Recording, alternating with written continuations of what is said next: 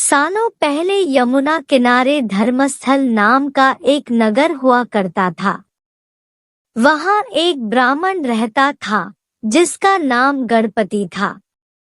उसकी एक सुंदर और गुणवान बेटी थी।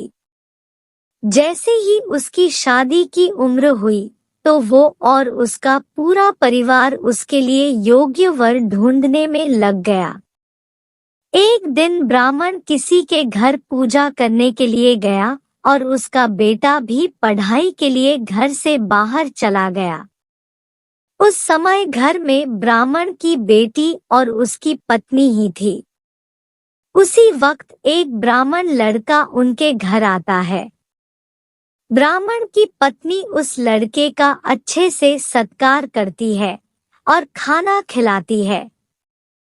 लड़के का स्वभाव ब्राह्मण की पत्नी को पसंद आता है और वो उससे अपनी बेटी की शादी का वादा कर देती है। उधर ब्राह्मण गणपति जिनके घर पूजा करने गया था, वहां भी वो एक ब्राह्मण लड़के से मिलता है और उससे अपनी बेटी की शादी करवाने का वचन दे देता है। ब्राह्मण का बेटा जहां पढ़ने गया था, वो भी वहां एक लड़के से यही वादा कर देता है। कुछ देर बाद गणपति और उसका बेटा दोनों खुद से चुने हुए लड़के को लेकर घर पहुंचते हैं। दोनों घर में एक और ब्राह्मण लड़के को देखकर चौंक जाते हैं। अब सभी इस दुविधा में पड़ जाते हैं कि लड़की एक है और शादी का वादा तीनों ने अलग अलग लड़कों से कर दिया है। अब क्या होगा? लड़की का विवाह किससे करवाएंगे? इसी दुविधा के बीच पड़ोसी उनके घर खबर लेकर आता है कि उनकी बेटी को मोहल्ले में ही सांप न काट लिया है। भागा भागा पूरा परिवार और तीनों ब्राह्मण लड़के लड़की के पास पहुंचते हैं, लेकिन तब तक लड़की की मौत हो जाती है।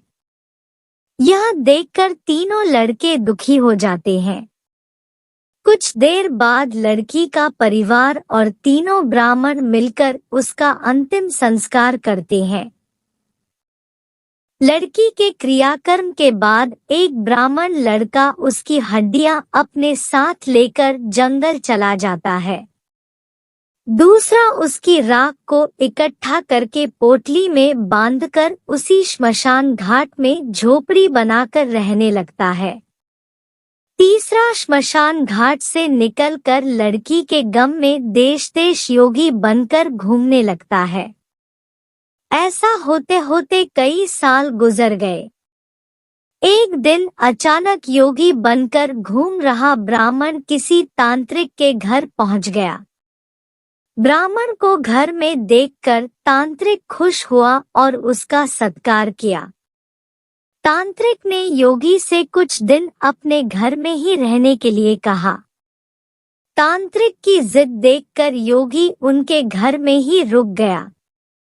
एक दिन तांत्रिक अपनी विद्या में बहुत लीन था और उसकी पत्नी सबके लिए खाना बना रही थी।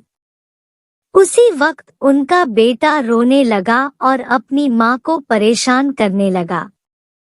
तांत्रिक की पत्नी से उसे बहुत संभालने की कोशिश की, लेकिन वो नहीं माना। आखिर में तांत्रिक की पत्नी को इतना गुस्सा आया कि उसने अपने बच्चे की पिटाई कर दी।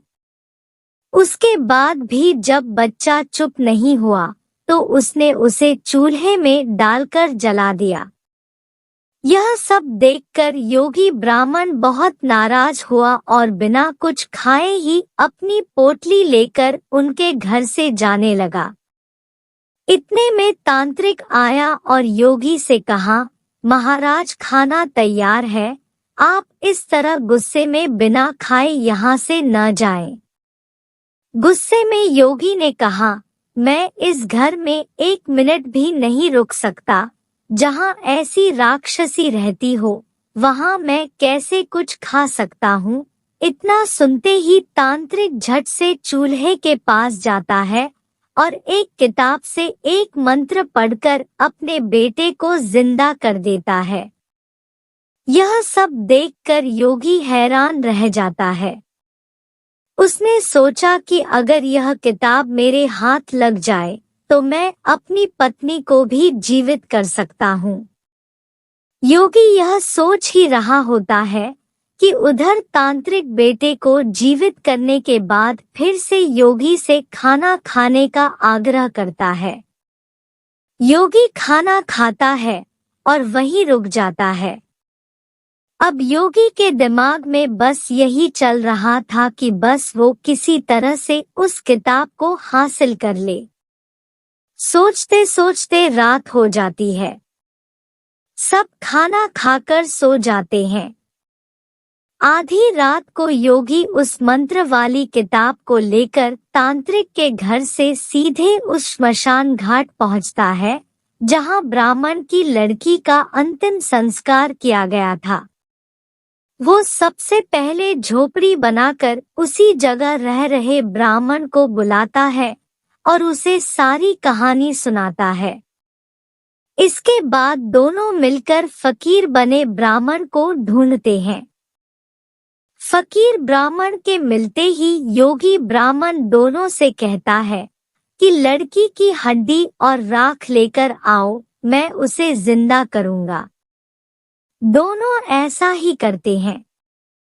राख और हड्डी इकट्ठा करने के बाद लड़की को जलाई हुई जगह में योगी ब्राह्मण मंत्र पढ़ता और लड़की जिंदा हो जाती है। यह देख तीनों ब्राह्मण खुश हो जाते हैं। इतनी कहानी सुनाकर बेताल चुप हो जाता है। कुछ देर बाद वह राजा विक्रम से पूछता है, बताओ वह लड़की किसकी पत्नी हुई? विक्रमादित्य बेताल के दोबारा उड़ने के डर से जवाब नहीं देंगे। गुस्से में बेताल कहता है, देखो अगर तुम जवाब पता होते हुए भी नहीं दोगे तो मैं तुम्हारी गर्दन में काट दूंगा। जल्दी से जवाब दो। इतना सुनते ही राजा बोलते हैं, जो ब्राह्मण श्मशान में कुटिया बनाकर रह रहा था वो उसकी पत्नी हुई। बेताल पूछता है, कैसे? तब विक्रमादित्य जवाब देते हैं, जो हड्डी चुनकर फकीर बन गया वो उसका बेटा हुआ। जिसने तांत्रिक विद्या से उसे जीवित किया वो उसके पिता समान हुआ, और जो उसकी राख के साथ जीवन जी रहा था वो ही उसका पति हुआ। जवाब सुनते ही बेताल ने कहा, राजन तुमने बिल्कुल सही उत्तर दिया है, लेकिन शर्त के मुताबिक तुम्हें मुंह नहीं खोलना था, इसलिए मैं दोबारा उड़ रहा हूँ। इतना कहकर बेताल दोबारा घने जंगल के किसी पेड़ में जाकर लटक जाता है और राजा विक्रम उसे पकड़ने के लिए उसके पीछे भागने लगते हैं। कहानी से सीख। चतुराई और बुद्धि से बड़ी समस्या को हल किया जा सकता है।